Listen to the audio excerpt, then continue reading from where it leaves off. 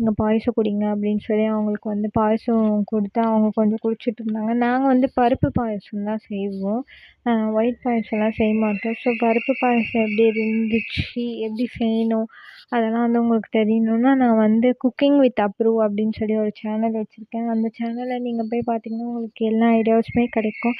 அதில் வந்து என்னென்ன வெரைட்டிஸான குக்ஸ்லாம் வந்து பண்ணி பண்ணி போட்டுட்ருக்கேன். உங்களுக்கு சேனலோட லிங்க் வேணும்னா டிஸ்கிரிப்ஷனில் கொடுக்குறேன். மறக்காமல் போய் செக் பண்ணி பாருங்கள். நான் ஆல்ரெடி போஸ்ட்டுமே போட்டிருப்பேன். எனக்கு வந்து அந்த வீடியோ சப்ஸ்கிரைப் பண்ணணுன்ட்டு நான் சொல்ல மாட்டேன்.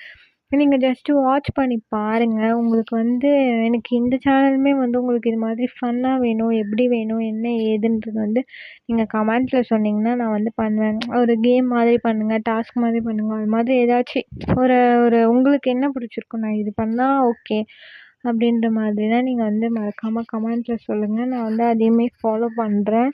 நான் யாரையுமே வந்து இக்னோர் பண்ணணும்னு நினைக்கல, யாரையுமே ஹர்ட் பண்ணணும்னு நினைக்கல. எனக்கு என்ன தெரியுதோ, எனக்கு என்ன பிடிச்சிருக்கோ அதை மட்டும் தான் நான் பண்ணுறேன். நான் வந்து அடுத்தவங்கள காப்பி அடித்து பண்ணணுன்ற அவசியமும் எனக்கு கிடையாது. ஸோ எனக்கு இது பிடிச்சிருக்கு, நான் இது போடுறேன். அவ்வளோதான் நான் போடுறேன். எனக்கு வந்து ஒருத்தங்க இது பண்ணுறாங்க, அதை நம்ம பண்ணணும். இவங்க இது பண்ணுறாங்க, அதை நம்ம பண்ணணும் அப்படின்ற தாட்லாம் கிடையாது. எனக்கு என்ன பிடிச்சிருக்கோ அதை மட்டும் தான் நான் செய்வேன்.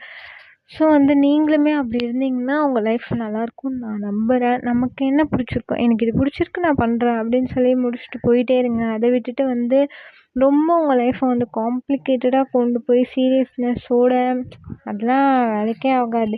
நம்ம இன்னைக்கு இருக்கோம், இன்னைக்கு நம்ம வந்து ஒரு 500 நம்ம கையில் வச்சுருக்கோம். நாளைக்கு நம்ம இருப்போமானே தெரியாது. அந்த 500 யாருக்கு சொந்தமாகணும்னு தெரியாது.